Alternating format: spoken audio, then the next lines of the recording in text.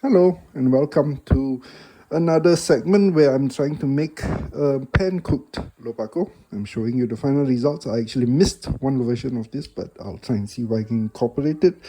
But yeah, let's get straight into it. So here's the start of the show. The radish that I'm going to use. It's a bit big, but I'm using it across multiple recipes, so just bear with me. But yeah, I'll be shredding this shortly. I've got the rest of the ingredients more or less prepped. I'll introduce it shortly when I start cooking. So let's get on with it. So let's get started. Prep is more or less done, as you can see. I'm starting my rice cooker because I'm again going with my lazy methods. And while I'm doing one of I'm doing a vision with the rice cooker, so I'm just cooking all the stuffing in the rice cooker. But yeah, obviously this will be for separated parts. But yeah, so the searing has come about nicely. You can see the mushrooms shrunk a fair bit, so I'll put it to that side so you can see it. So yeah, it's nicely seared. Um, yeah, I think I'll start mixing in the radish. So I've been squeezing the water out from the radish, and it's actually a significant amount of water. I think you saw the amount of water I started with for the bowl, and it's basically doubled, if not tripled. So that's a significant amount of water, and I'm just going to start putting in the radish really in. So while it's starting to cook, it's probably a good time to talk about seasonings. Putting in a fair bit of Sichuan pepper powder, just to help with the radish taste, and some sugar as well, again to help with the radish taste.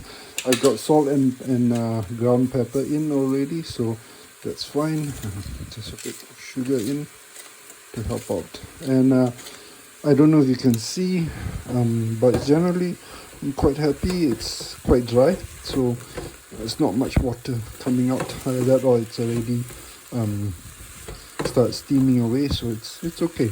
I will add in a final bit of after, yeah, I'll come back and add mushroom powder and Maggi sauce as well as a final seasoning. I know I'm trying to keep this as dry as possible, but I'll just add some Maggi sauce. So now I'm going to add in the mushroom powder, and then I'm finally add in the Maggi sauce. So yeah, I'll just go with some mushroom powder. Yeah, I know this recipe normally calls for chicken powder, but again, we're doing a vegetarian version, so mushroom powder. Yeah, I did wonder if I should have put in some ginger, because I'm a bit wondering with the strong mushroom taste, but I think the radish will probably soak it up, so I think it should be fine. But yeah, we will see at the end. Now Maggi sauce, again, a bit liberal on that, but yeah, I'm trying to at least let it burn up so I don't have any liquid or too much liquid, especially when I start splitting up the fillings for the different recipes. So yeah, let's continue cooking this down a bit, and it's almost time to split, I think. Okay, so let's get into that amount for this recipe. We don't really need too much for the topping. Yeah, I'm just thinking how much off the top of my head, because the rest of it is going into the other recipe. So I'm just trying to budget for that right now. I'm just doing quick calculations, so don't mind me. But yeah, okay, I think that's about it. So I'm just going with this, and then the rest, yeah, I hope that's enough. So to start with the batter, I've got about 130 grams of rice flour here, and roughly 30 grams, 25 to 30 grams of potato starch, mixed already. And to this I'm going to add about 500 ml of water. I've already put it out, so the first part is I'm just going to add in enough water to stir this up, and the rest I'm going to go and boil. So let's see how much we need. Yeah, I think that should. So I actually added another 10-20 ml just to break it up because it was a bit too pasty. And I've got my water boiled, the remaining, so I'm just going to add it all in. And yeah, so again, as per my previous videos, it's important to use a metal container for this, obviously, because you're dealing with boiled water. So we're just gonna keep it. Yeah, I'm surprised that maybe boiling wasn't the right idea. Maybe I should have just entered it at room temperature, but yeah, I'll be curious to see how this goes. So yeah, we've got the boiled water in. Now we just let it sit for roughly I don't know, 2 hours. Yeah, let's try and go. So a couple of things happened in the meantime. As you can see, it's much smoother now compared to the big blob that it was just now. I added water basically because it seems that when I added the hot water too fast and I wasn't stirring it fast enough, the whole thing just became a big blob. And obviously I wanted a bit more liquid, so I added a bit more water. I think it was about 100 ml, 150, almost 200 ml more. But basically, yeah, I'm happy with this consistency. It's not too thick, it's not too thin. I've added about 1 teaspoon of salt now, and roughly 2 teaspoons or 2 tablespoons of oil. That's why you can see it's glossy. Now, so similar to the Chong Fan videos, I'm going to cook it on a medium fire, and it's just starting to heat up now. I don't want it to be too hot because otherwise it'll heat it up and cook it too fast, but at the same time I also don't want it to be too cool. So I'm just going to go with a reasonable amount. I'll add a bit more just to thicken it up because I'm going to test a thicker batter right now. So I'm just going with that. And now, since I've got that done, I'm just going to put my pickles up. Just putting it on while the batter sets. I'm just going to lay it everywhere. So basically what I'm going to do now, after I've got it laid up, I'm just going to close it and let it steam itself up. Generally I will give it some time, probably a minute or two, but let's see where we end up with. So it's roughly been about 2 minutes thereabouts. And yeah, I'm just removing the excess steam, otherwise it's going to accumulate water. And you can see it looks actually okay. I'll be curious how it turns out, so let's just flip it and see what happens. Yeah, ooh, it's not fully set, interestingly enough. So as you can see, it's starting to peel out from the sides, and that means it should be more or less ready. Although I'll be curious to see how it still turns out, and whether it's fully set. But I think we can flip it. And my only question is whether I would need to cook the other side, but let's see what happens when I flip it. So just going to go, whoops, yeah. And how did that part come out? So you've got crispy on the bottom, still not fully set on the other side. So I think that will be something interesting to fix up. So yeah, this is you could consider this a fail, or you could consider this a learning, but I consider this as part of the work in progress. So just going to go put it back, and I'm going to aim for something like a stir-fry cake with this, because I think it will work for a stir-fry type of cake. So I just wanted to show you this. It took a couple more times. I had to flip it a couple of times, but you can see it's more or less set through, and I managed some crispy bits here and there.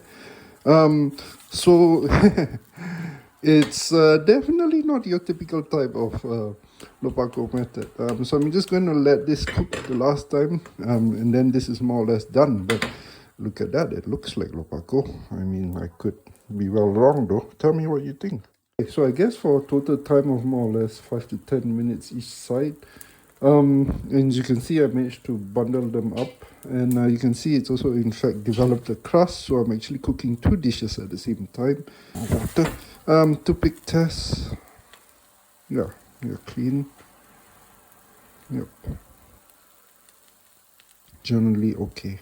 On the sides maybe you get a bit more, but I think if you break this up and you stir fry it, that's also okay. As you can see with this one, you're more or less achieving pan fried style already on that. So this is actually good to go. So I'm going to go do this, flip it back out. Yep, and I'm going to start a new batch. Yeah, this one I'm deciding how thick I want to make it, maybe similar, but okay. So as always, please keep your fire on medium, and don't make it too hot. You need some time to make sure that you get to do this properly. For this, now that I've developed some confidence, I'm going to go, yeah, the actual radish stuffing. So let's just spread it out. I want to make 2 layers to stack them together, and I'll show you later. So I'm just putting it enough for 2 layers worth. So half and half, more or less. That's about that. Yep. And then we're going to cover it and let it steam and cook for roughly 5 to 10 minutes each side. Okay, so let's go. So it's been a couple of minutes already, and at first I had the idea of doing like a flip like this to get it to flip without too much excess damage. Yeah, and somehow that worked. So I'm gonna try and put it back. I guess this is the difficult part. Maybe the flip was the easy, and now getting it back. But yeah, that's it. Managed somehow. Well, it's not too bad. So yeah, this is done. I'm gonna let it cook the other side. But you can see it's forming the shape and the thickness.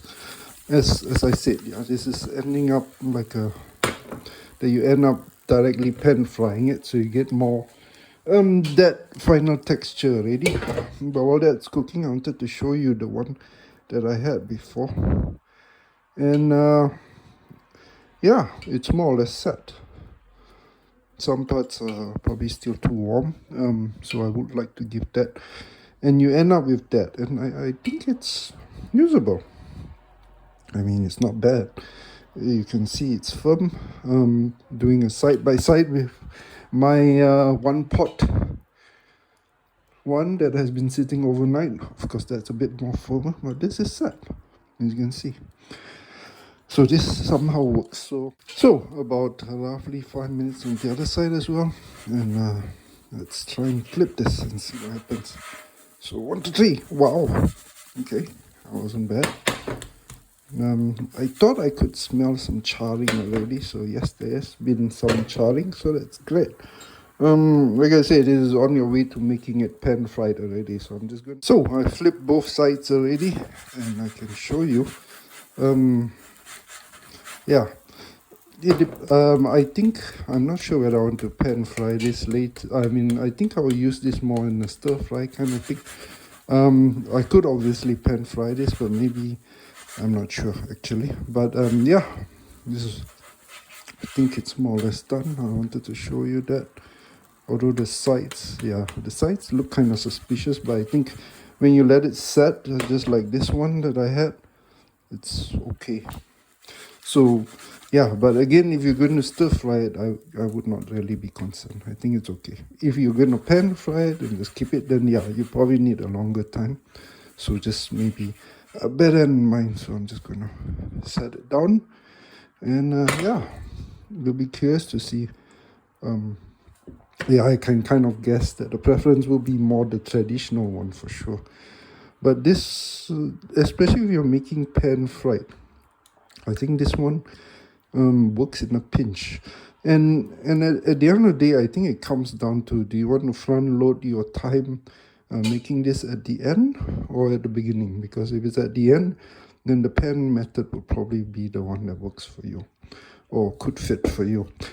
But if it's at the beginning, then the rice cooker one is probably a superior substitute. The answers are in. So the cooler one did much better because it's had time to set. So what I'm going to do is I'm just going to quickly bring this out into the cold. As you probably, as I mentioned, it's winter right now. So I'm just going to put this out into the cold to help it set faster. So I'm just going to go do that. So I basically forgot to record a conclusion, but yeah, I summarized it already. This will work, but only if you are looking to do directly a pan fried rather than the stir fry, because the original is much better using the rice cooker.